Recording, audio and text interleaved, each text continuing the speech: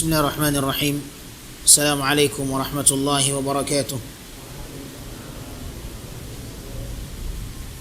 إن الحمد لله نحمده ونستعينه ونستغفره ونعوذ بالله من شرور أنفسنا وسيئات أعمالنا.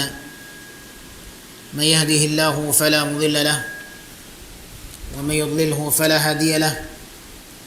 أشهد أن لا إله إلا الله وحده لا شريك له وأشهد أن محمدا عبده ورسوله صلى الله عليه وعلى آله وصحابته ومن سار على نهجه واستنى بسنته إلى يوم الدين. اللهم إنا نسألك علما نافعا ورزقا طيبا وعملا متقبلا. اللهم علمنا منه ما جهلنا وذكرنا منه ما نسينا واجعل العلم حجة لنا لا علينا. اللهم ورثنا بهذا العلم خشيتك في الغيب والشهادة واجعلنا ممن يستمعون القول فيتبعون أحسنه. أما بعد فإن أصدق الحديث كلام الله وخير الهدي هدي محمد صلى الله عليه وسلم وشر الأمور محدثاتها فإن كل محدثة في الدين بدعة وكل بدعة ضلالة وكل ضلالة في النار. معاشر المسلمين rahimani wa rahimakumullah, ikhwatal a'izza, ahibati fillah. Alhamdulillah, puji syukur kita panjatkan kepada Allah Rabbul Alamin yang kembali dengan izinnya Allah mudahkan kita untuk terus menghambakan diri kita kepadanya. Allah mudahkan kita untuk kembali mengerjakan salah satu perintahnya, mengerjakan kewajiban sebagai seorang muslim, mengerjakan salat asar secara berjamaah. Semoga Allah Subhanahu wa taala menerima salat kita, menerima amal-amal saleh kita dan ketaatan-ketaatan kita yang lainnya. Allahumma amin ya rabbal alamin.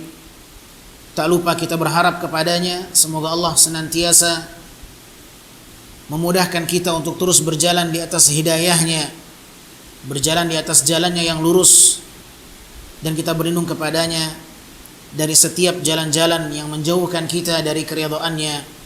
Allahumma amin ya rabbal alamin. Salawat beriringkan salam tak lupa kita sampaikan untuk hamba kekasihnya, hamba pilihannya, Nabi kita yang mulia Nabi Muhammad sallallahu alaihi wasallam.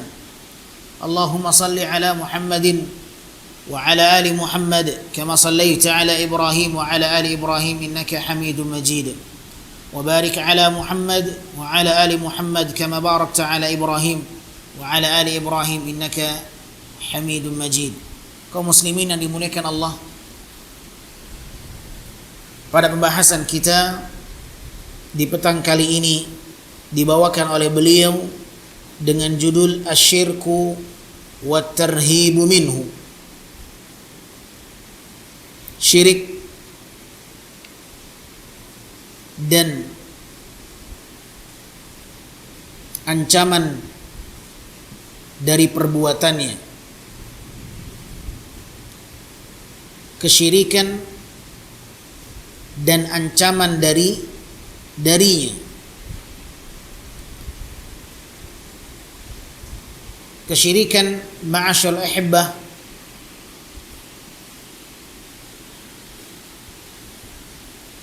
semestinya menjadi satu hal yang diketahui oleh seorang muslim. Kejahatan yang paling tertinggi, keburukan yang paling berbahaya adalah kejahatan yang bernama syirik. Banyak orang-orang yang mewaspadai tindak kejahatan, namun mereka tidak pernah mewaspadai kesyirikan. Tidak sedikit mereka yang mengaku muslim waspada dan takut dengan segala kejahatan dan keburukan-keburukan yang datang menghampirinya. Akan tapi mereka tidak merasa khawatir dan takut dari perbuatan-perbuatan syirik dan seluruh cabang-cabangnya. Padahal syirik merupakan kezaliman yang sangat terbesar. Tidak ada kezaliman yang lebih besar dibandingkan kesyirikan. Pelaku syirik bisa mengeluarkan seseorang dari agama Islam dan mengakibatkan seseorang kekal di dalam api neraka, wal iyadzu billah. Saudaraku kaum muslimin yang dimuliakan Allah, di dalam surat Luqman ayat 13 Allah Subhanahu wa taala menyatakan bahwa syirik itu merupakan kezaliman yang sangat besar. Inna syirka la zulmun azim. Surat Luqman ayat 13. Allah mengatakan inna syirka la zulmun azim. Sesungguhnya kesyirikan itu adalah kezaliman yang sangat besar.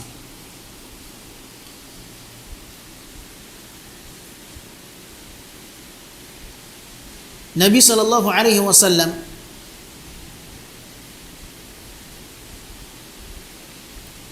pernah mengingatkan sahabatnya untuk tidak mencampur adukkan keimanan dengan kezaliman. Nabi sallallahu alaihi wasallam memperingatkan sahabatnya untuk tidak mencampur keimanan dengan kezaliman. Lantas para sahabat merasa heran dan mengatakan kepada Rasulullah, "Ya Rasulullah, ayyuna lam yadhlim nafsah?" Ya Rasulullah, siapa di antara kami yang tidak pernah melakukan kezaliman? Maka Nabi SAW mengatakan, sesungguhnya yang aku maksudkan dengan kezaliman itu adalah kesyirikan, sebagaimana yang Allah firmankan dalam surat Luqman, inna syirka la zulmun azim. Sesungguhnya kesyirikan itu adalah kezaliman yang sangat besar dan fitnah yang paling terbesar dan musibah yang paling terbesar. Musibah yang paling besar adalah kesyirikan. Oleh sebab itu, kesyirikan hendaklah menjadi satu hal yang harus pertama kali diberantas dari bumi yang kita cintai ini.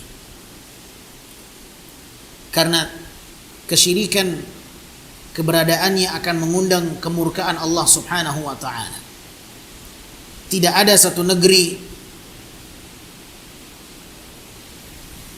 yang masih melakukan kesyirikan di satu daerah, melainkan di sana Allah Subhanahu wa taala akan menurunkan bala. Karena kesyirikan ini adalah perbuatan yang mengundang murka Allah Subhanahu wa taala. Sudah banyak kejadian-kejadian Allah Subhanahu wa taala turunkan musibah dan bala disebabkan karena kesyirikan mereka kepada Allah Subhanahu wa taala. Lihatlah bagaimana umat-umat terdahulu mereka dibinasakan oleh Allah Subhanahu wa taala karena kesyirikan mereka, karena mereka tidak mau mengesahkan Allah dalam peribadatan. Oleh karena itu merupakan sebuah kebanggaan ketika negara Islam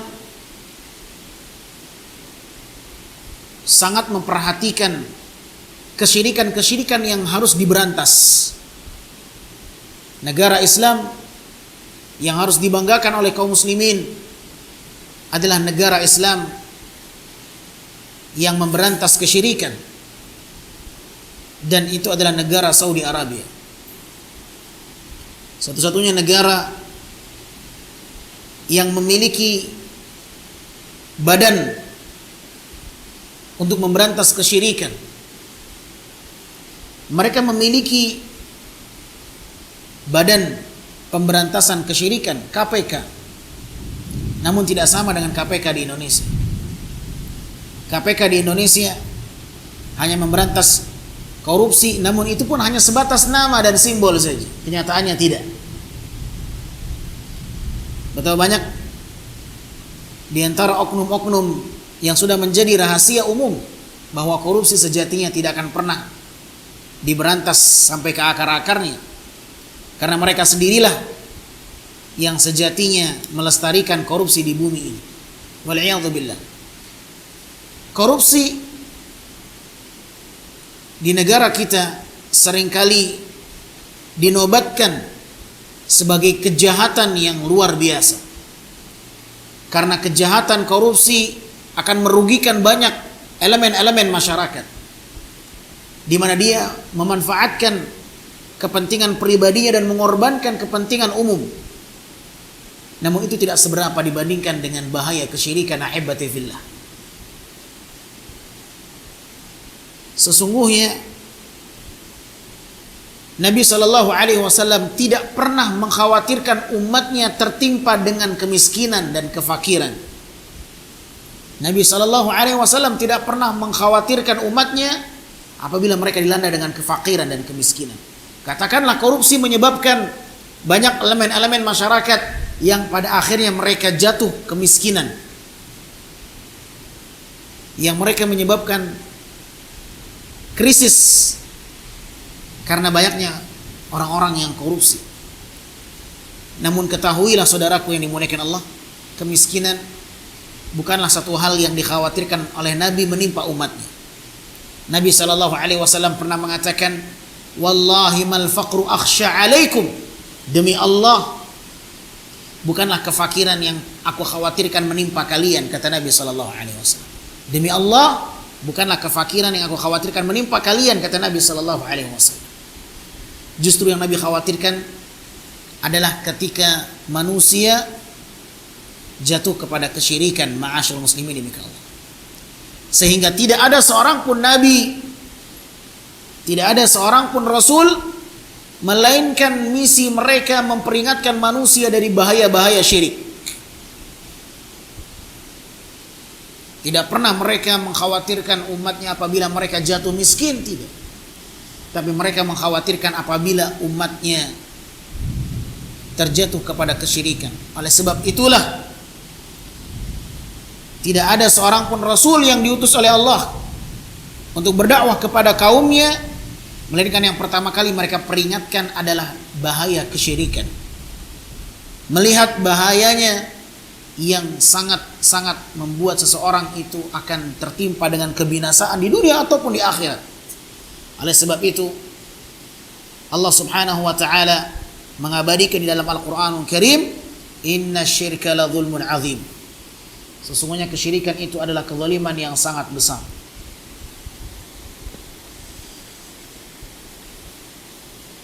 Allah Subhanahu wa taala menjamin sebuah keamanan, sebuah ketentraman, keberkahan bagi mereka yang tidak berbuat kesyirikan.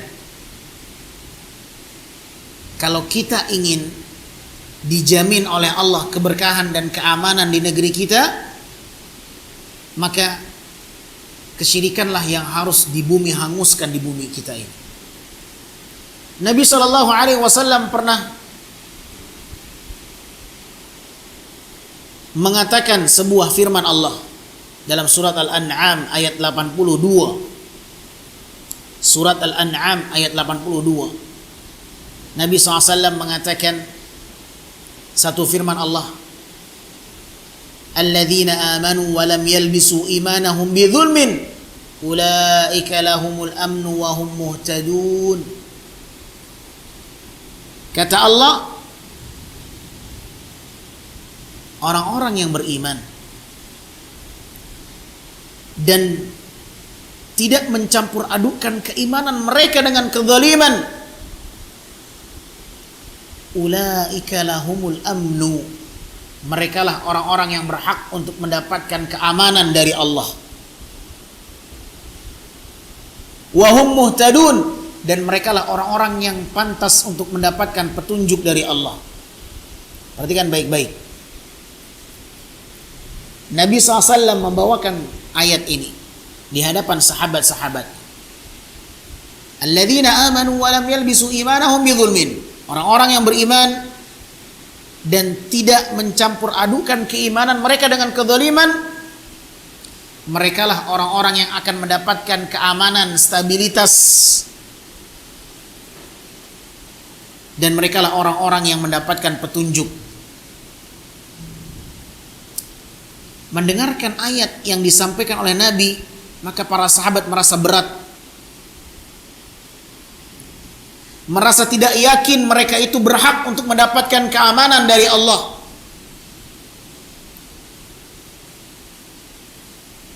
Mereka mengatakan, ayyuna lam yalbis imanahu bidhulm. Ya Rasulullah, siapa di antara kami yang tidak mencampurkan keimanan dengan kezaliman? Artinya sahabat merasa bahwa mereka tidak pernah terlepas dari berbuat zalim. Mereka tahu bahwa mereka adalah makhluk yang selalu berbuat zalim. Apakah perbuatan mereka itu membuat rasa aman tidak datang dari Allah Azza wa Jalla? Mereka merasa berat dengan firman Allah yang satu ini, sehingga mereka mengatakan, ya Rasulullah, siapa di antara kami yang tidak mencampur adukan keimanan dengan perbuatan zalim? Hampir setiap kami berbuat zalim ya Rasulullah. Mereka merasa takut dan khawatir kalau seandainya firman Allah itu tidak bisa mereka dapatkan, apa yang Allah janjikan dalam ayat ini tidak mereka dapatkan, keamanan dan petunjuk tidak bisa mereka dapatkan karena mereka masih berbuat zalim, karena manusia selalu berbuat kesalahan dan kezaliman. Sehingga mereka merasa berat dengan firman Allah yang satu ini, dan mereka mengatakan, ya Rasulullah, ayyuna lam yalbis imanahu bidzulmin. Siapa di antara kami ya Rasulullah yang tidak mencampur adukan keimanannya dengan kezaliman? Siapa di antara kita yang selamat dari itu? Maka Rasulullah SAW mengatakan, ala tasma' ila qawli Luqman libnihi ya bunayya la tusyrik billah. Tidakkah kalian mendengarkan firman Allah ketika Luqman mengatakan kepada anaknya, ya bunayya la tusyrik billah, wahai anakku, jangan kau mempersekutukan Allah. Inna syirka la zulmun azim, karena sesungguhnya kesyirikan itu adalah kezaliman yang sangat besar. Maka yang dimaksudkan dengan kezaliman itu adalah kesyirikan. Kesyirikanlah yang dimaksudkan oleh Nabi. Mereka yang mencampur adukan keimanan dengan kesyirikan, maka mereka tidak akan mendapatkan keamanan. Sebaliknya, mereka yang mencampur adukan kesyirikan dengan keimanan, maka mereka akan jauh dari rasa aman dan jauh dari petunjuk. Sebaliknya, mereka yang tidak mencampur adukan keimanan mereka dengan kesyirikan, maka mereka lah orang-orang yang pantas mendapatkan janji Allah, keimanan dan petunjuk dari Allah Azza wa Jalla. Saudaraku yang dimuliakan Allah Subhanahu wa taala, dari sinilah kita faham bahwa kesyirikan itu akan mengundang hilangnya rasa aman. Oleh karenanya kita lihat di negeri kita, bagaimana rasa aman itu tidak ada. Sebanyak apapun militer yang dikerahkan untuk mewujudkan keamanan dan stabilitas negara, tidak akan pernah tercapai kalau orang-orang yang menghidupkan kesyirikan, melestarikan kesyirikan masih dibiarkan dan tidak diberantas. Mereka justru mentitik beratkan pemberantasan korupsi dibandingkan kesyirikan. Tidak kalanya dengan Saudi Arabia. Lihatlah bagaimana mereka aman sentosa. Tidak takut dengan pencurian. Lihatlah bagaimana keamanan Allah berikan kepada mereka. Karena mereka memberantas kesyirikan. Mereka memiliki badan yang memberantas kesyirikan. Karena mereka tahu kesyirikan itulah yang mengundang kemurkaan Allah dan menghilangkan rasa aman dari Allah Subhanahu wa taala. Maka kesyirikan, saudaraku yang dimuliakan Allah, dimanapun ada kesyirikan, maka disitulah kita wajib untuk waspada. Karena bisa jadi kesyirikan itulah Allah akan menimpakan bala dan musibah, dan bisa jadi kita terkena imbasnya. Saudaraku yang dimuliakan Allah Subhanahu wa taala. Lihatlah negeri Saudi Arabia. Negeri yang gersang. Padang pasir. Apa yang dibanggakan? Namun lihatlah penduduk mereka. Tidak ada yang krisis kemiskinan, tidak. Mereka kaya. Padahal kalau kita lihat sumber daya alam mereka tidak lebih daripada minyak. Kita minyak ada, minyak di atas ada, minyak di bawah ada. Kurang apa? Mereka, kekayaan negara benar-benar mereka berikan kepada rakyat. Hasil bumi mereka benar-benar diberikan kepada rakyat. Kita tidak. Hasil bumi kita hanya diberikan kepada pejabat saja, kepada oknum-oknum tertentu saja, kepada orang-orang yang memiliki hubungan dengan sumber daya itu. Rakyat tidak pernah difikirkan. Ini salah satu di antara efek kesyirikan yang terus dibiarkan. Ya, ma'asyiral muslimin yang dimuliakan Allah Subhanahu wa taala. Ayat ini sangat jelas bahwa keamanan itu akan diberikan oleh Allah Subhanahu wa taala kepada mereka yang tidak berbuat kesyirikan. Oleh sebab itu, setiap kita hendaklah berusaha menjauhkan diri kita dari perbuatan syirik, agar Allah Subhanahu wa taala melimpahkan rasa aman itu dalam diri kita. Keimanan akan mendatangkan keamanan. Disitulah mengapa para ulama mengatakan al-amnu minal iman. Rasa aman itu akan dihasilkan dari keimanan mereka kepada Allah Subhanahu wa taala. Maka keimanan harus dijaga, jangan dicampur adukan dengan kesyirikan. Sterilkan keimanan itu. Murnikan keimanan itu dari perkara-perkara syirik yang bisa menodai. Karena syirik bisa merusak keimanan seseorang dan bahkan bisa menghilangkan keimanan seseorang ketika dia berbuat syirik besar. Hilanglah keimanannya dalam tubuhnya sehingga dia keluar dari agama Islam, wal iyadzu billah. Allah Subhanahu wa taala menyebutkan, innallaha la yaghfiru an yushraka bihi wa yaghfiru ma duna dzalika liman yasha. Dalam surat An-Nisa ayat 48, surat An-Nisa ayat 48, Allah katakan sesungguhnya Allah tidak akan mengampuni dosa syirik. La yaghfiru an yushraka bihi. Allah tidak akan pernah memberikan ampunan untuk pelaku syirik yang berbuat kesyirikan. Wa yaghfiru ma duna dzalika liman yasha. Dan Allah akan memberikan ampunan kepadapun yang Dia hendaki dari dosa-dosa di bawah level syirik. Bayangkan, satu-satunya dosa yang Allah tidak akan mengampuni dosa seseorang adalah perbuatan syirik. Adapun dosa selain syirik, maka Allah Subhanahu wa taala bisa saja memberikan ampunannya sekalipun tidak diminta oleh sang hamba. Tapi syirik tidak. Seseorang yang tidak bertaubat dari perbuatan syiriknya, tidak mau mengakui kesalahannya dari berbuat syirik, maka selama-lamanya perbuatan syirik tidak akan pernah diampuni oleh Allah Subhanahu wa taala. Berbeda dengan dosa-dosa di bawah syirik levelnya. Dosa-dosa yang levelnya di bawah syirik, apabila Allah berkehendak, Allah akan ampuni sekalipun kita tidak meminta ampunan kepada Allah Subhanahu wa taala. Tapi syirik tidak.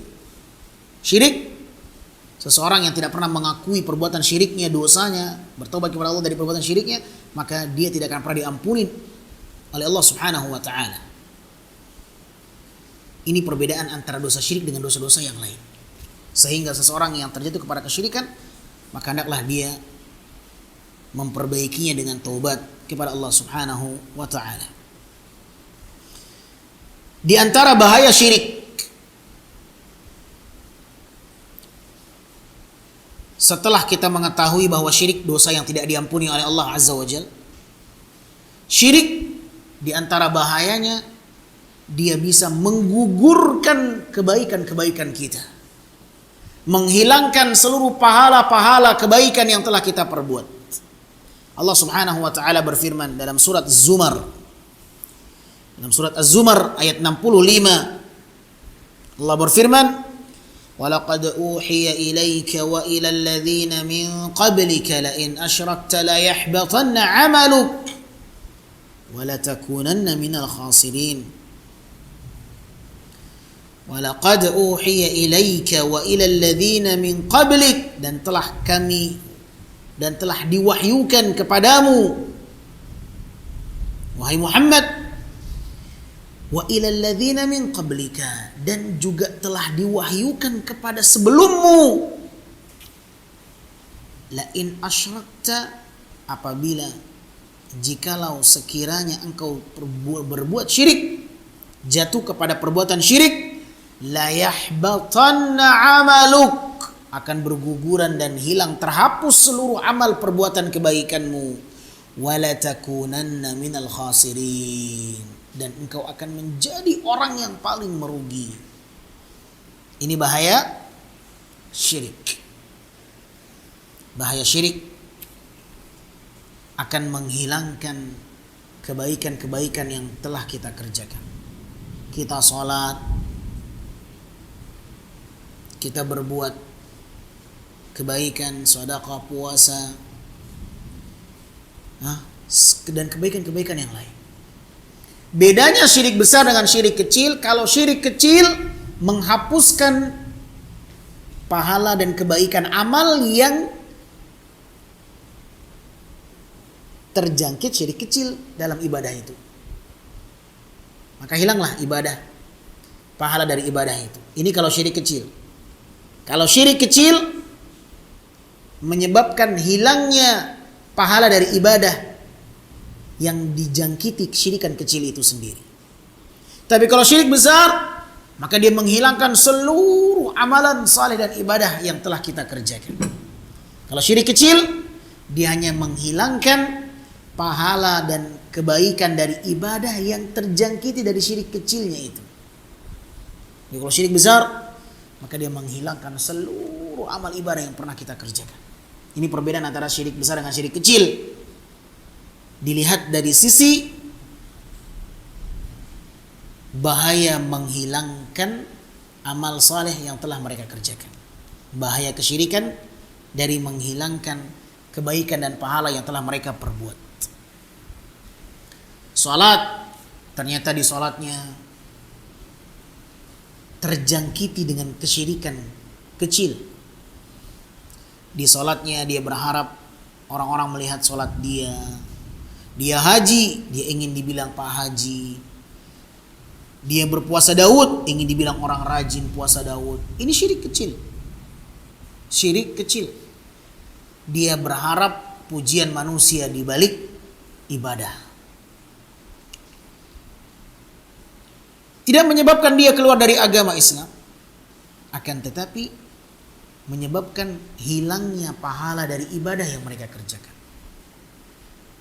Tapi kalau syirik besar, menyebabkan dia hilang pahala dan kebaikannya, dan yang lebih mengkhawatirkan dari itu, menyebabkan dia bisa saja keluar dari agama Islam, wal-'iyadhu billah.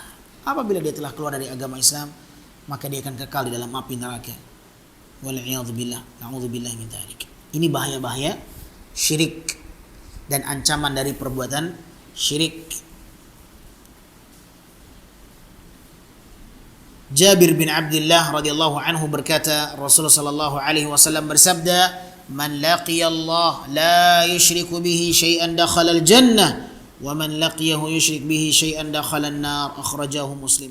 Apa 7 perkara yang membinasakan itu ya Rasulullah? Nabi mengatakan yang pertama, asyirku billah. Perbuatan syirik. Mempersekutukan Allah subhanahu wa ta'ala. Asyirku billah. Mempersekutukan Allah azza wa jal.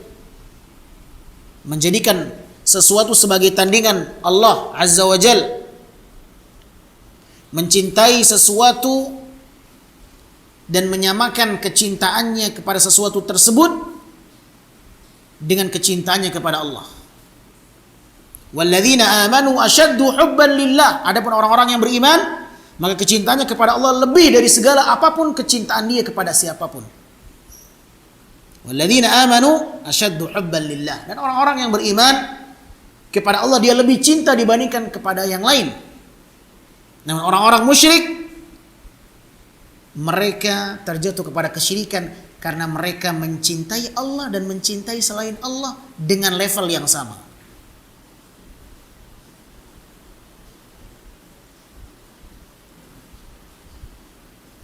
Maka tidak boleh kita mencintai sesuatu dan menyamakan kecintaan kita kepada sesuatu itu dengan kecintaan kita kepada Allah. Tidak boleh. Kecintaan kita kepada Allah harus lebih dibandingkan kecintaan kita kepada selain apapun. Nah, Nabi SAW mengatakan, ijtanibu sab'al mubiqat. Jauhilah 7 perkara yang membinasakan. Sahabat bertanya, apa itu ya Rasulullah? Yang pertama, asyirku billah. Engkau mempersekutukan Allah. Ini yang pertama. Yang kedua, as-sihr. Sihir. Ya. Sihir ini diantara perkara yang bisa membinasakan seseorang. Ya. Perbuatan sihir bisa membinasakan orang lain dan sihir itu akan membinasakan dia sendiri. Banyak orang yang binasa karena perbuatan sihirnya dan banyak orang-orang yang binasa karena sihir yang dia kelola. Maka sihir termasuk diantara perkara yang membinasakan, kata Nabi SAW. Yang ketiga, wa qatlun nafsi allati harramallahu illa bilhaq. Membunuh jiwa yang Allah haramkan untuk dibunuh kecuali dengan cara yang hak. Membunuh ini merupakan perkara yang membinasakan. Ya, membunuh tanpa hak, membunuh jiwa yang suci, membunuh jiwa yang tidak halal untuk ditumpahkan darahnya, tidak boleh. Apalagi yang dia bunuh adalah seorang yang mukmin. Oleh karenanya Nabi Allah Subhanahu wa taala berfirman, "Wa may yaqtul mu'minan muta'ammidan", barang siapa yang membunuh seorang mukmin sengaja, fajazauhu jahannam khalidan fiha. Balasannya api neraka. Dia akan lama dalam api neraka itu. Wa ghadiballahu alaihim, dan Allah akan murka kepadanya. Wa addalahum adzaban alima. Wala'anahu, dan Allah akan melaknat dia, dan Allah akan berikan kepadanya azab yang sangat pedih, berlipat-lipat ancaman bagi mereka orang yang membunuh seorang mukmin secara sengaja. Maka di sini Nabi mengatakan yang membinasakan seseorang adalah ketika dia membunuh satu jiwa yang haram untuk ditumpahkan darahnya kecuali dengan cara yang hak, qisas misalnya. Namun selain itu tidak diperbolehkan. Kemudian yang keempat, aklu riba, memakan harta riba. Memakan harta riba ini akan membinasakan seseorang. Allah mengatakan dalam Al-Quran, alladzina ya'kuluna riba la yaqumuna illa kama yaqumu alladhi yatakhabbathu asyaitanu minal mas. Orang-orang yang memakan riba kelak pada hari kiamat dibangkitkan seperti orang-orang yang kesurupan syaitan. Dia dibangkitkan dalam keadaan tidak stabil, tidak bisa stabil, tidak memiliki keseimbangan.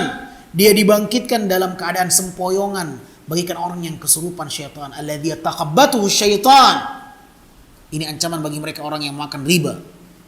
Subhanallah. Binasa orang makan riba ini. Satu-satunya yang harus diperangi bagi mereka yang berbuat maksiat dalam Al-Quran adalah pemakan riba. Maka hindari memakan harta riba. Wa aklu malil yatim. Kemudian yang berikutnya memakan harta anak yatim. Hati-hati, memakan harta anak yatim. Diamanahkan kepada Anda harta untuk mereka anak yatim, lantas Anda mengambil manfaat darinya yang keluar batasan-batasannya. Tapi kalau hanya sebatas Anda memasak dari harta anak yatim itu, Anda memasak karena Anda yang mengelola, Anda yang menyajikannya, boleh Anda memakan sebagian darinya sesuai dengan kebutuhan. Ya, karena Anda termasuk di antara orang yang mengelola. Dan tidak mungkin Anda mengelola tanpa ada yang kembali kepada Anda. Maka tidak mengapa di sini para ulama mengatakan boleh memakan sebahagian dari harta anak yatim karena memang ada kebutuhan Anda di sana. Namun sekedarnya, bukan seenaknya. Yang berikutnya, watawalli yaumaz zahf, lari dari medan pertempuran. Al-firaru minal jaysh 'inda liqa'il kufar, lari dari medan pertempuran. Sebelum datang perintah dari pemimpin, tidak boleh meninggalkan posisi peperangan. Yang berikutnya,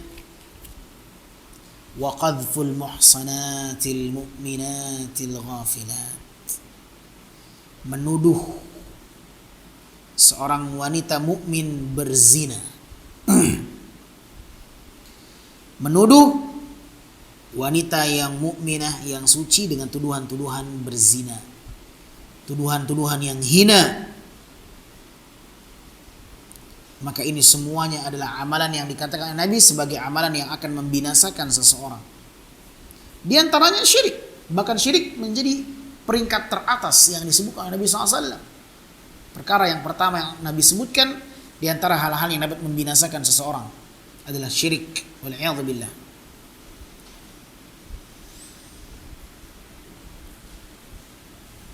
Mu'ad bin Jabal radhiyallahu anhu pernah berkata,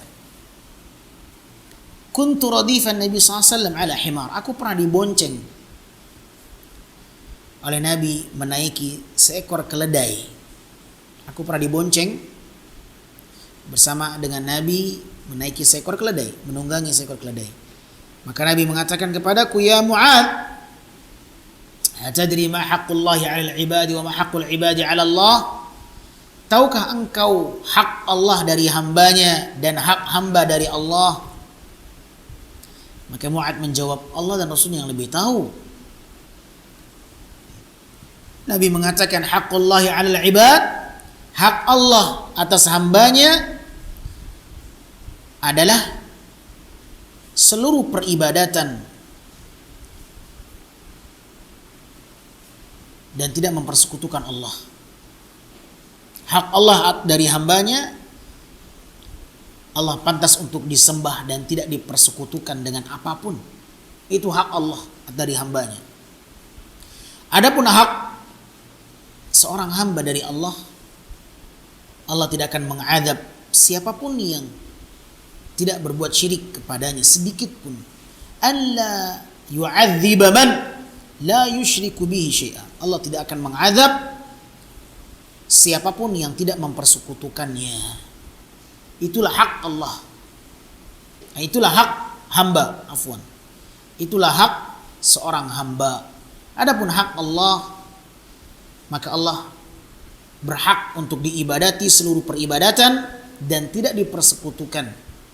Adapun hak hamba dari Allah, Allah tidak akan mengadab siapapun hambanya yang tidak mempersekutukan Allah Subhanahu wa taala. Hadis ini sahih diriwayatkan oleh Imam Al-Bukhari dan Imam Muslim. Asyirku billah wa taswiyatu ghairillah billah. Syirik itu apa? Syirik itu adalah menyamakan Allah dengan selainnya. Menyamakan Allah dengan selain Allah yang sudah menjadi kekhususan bagi Allah.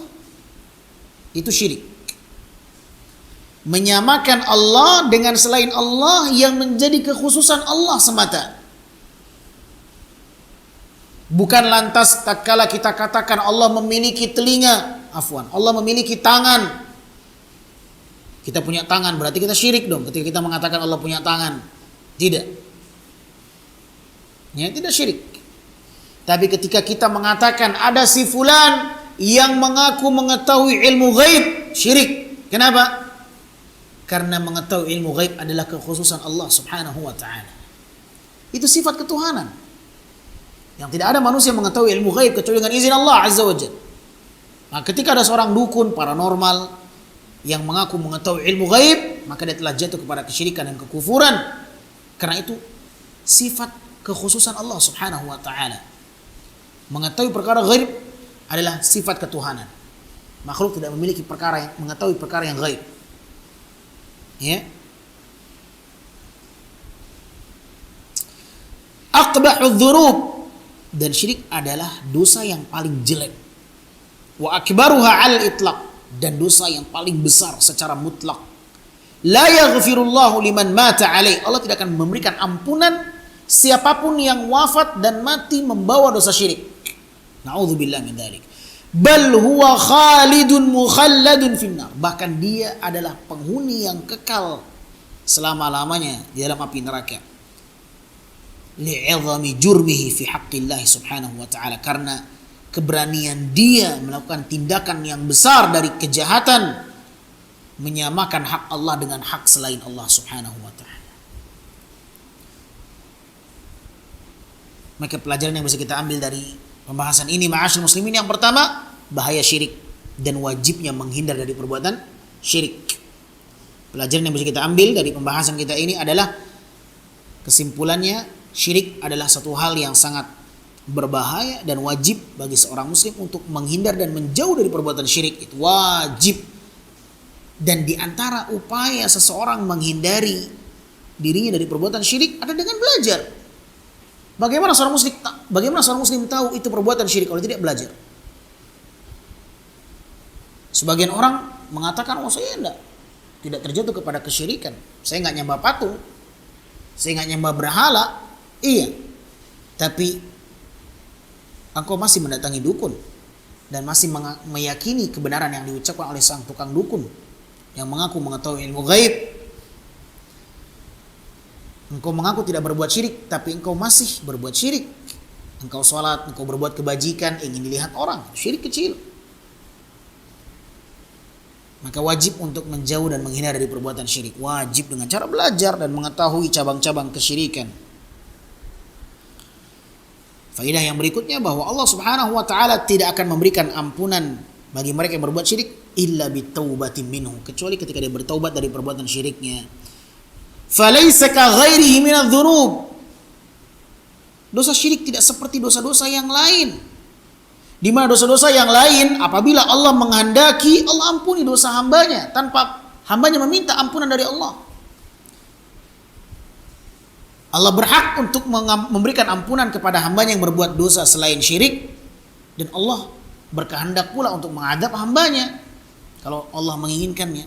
Tapi berbeda dengan syirik, seseorang yang tidak bertobat dari syirik, maka Allah tidak akan pernah mengampuninya selama-lamanya. Dan ini adalah bahaya dari dosa syirik.